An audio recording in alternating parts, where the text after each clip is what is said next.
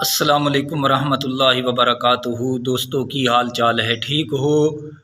امید کرنے تسی سارے خیر و عافیت دے نال ہووگے۔ اللہ تعالی تمام نو اپنے حفظ و امان دے وچ رکھے، آمین ثم آمین۔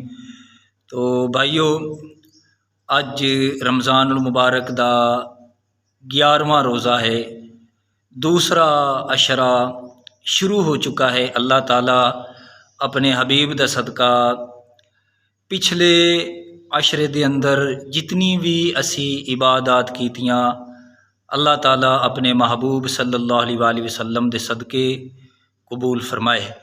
تو دوسرا عشرہ شروع ہو چکا ہے، جس کے بارے آپ علیہ السلام دا فرمان ہے کہ اے مغفرت دا ہے۔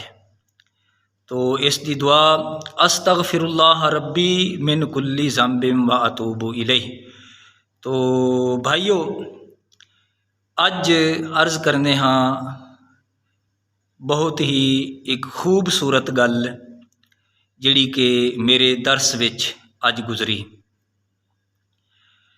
یاد رکھو کہ گل یہ سی کہ جس وقت اللہ تبارک و تعالیٰ نے اپنے جلیل القدر نبی حضرت موسیٰ کلیم اللہ علیہ السلام دے نال کلام فرمایا، تو آپ نے اللہ تعالیٰ دی بارگاہ دے وچ عرض کیتا کہ باری تعالیٰ تو میرے نال کلام فرما رہی ہے، مینوں بڑا اعزاز عطا فرمایا ہے، اے کسے ہور نو بھی شرف نصیب ہوئے گا۔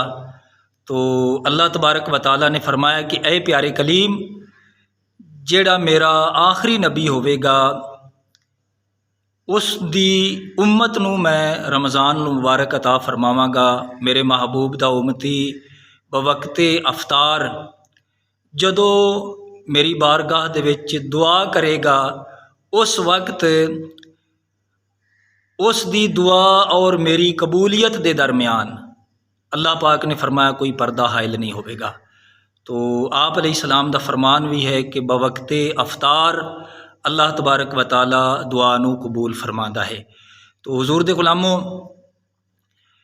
افطاری دے وقت دعا کرنا اور اس مقام تے دعا دی قبولیت دی نبی پاک صلی اللہ علیہ وآلہ وسلم نے بشارت فرمائی ہے۔ تو اتھوں یہ پتہ چلا کہ افطاری تو چند منٹ پہلے گھر دے سارے افراد اکٹھے ہو کے اس ٹائم اگر جائز نیک جیڑی بھی دعا کیتی جاوے، اللہ تعالیٰ دے محبوب علیہ السلام دے فرمان دے مطابق اللہ تبارک و تعالیٰ دعا نو قبول فرماتا ہے۔ تو بھائیو، افطاری تو چند منٹ پہلے اپنے واسطے بندہ دعا کرے، اپنے بال بچیاں دے واسطے، دوست احباب دے واسطے، رشتہ داراں دے واسطے، جڑے اپنے عزیز و اقارب والدین بھائی اس دنیا تو پردہ کر گئے انہاں دی بخشش دے واسطے، تو اللہ تعالیٰ بوقت افطار دعا نو قبول فرماتا ہے۔ اللہ دے حضور دعا ہے اللہ تعالیٰ سانو سمجھن دی اور عمل دی توفیق عطا فرمائے، آمین بجاہ النبی الامین۔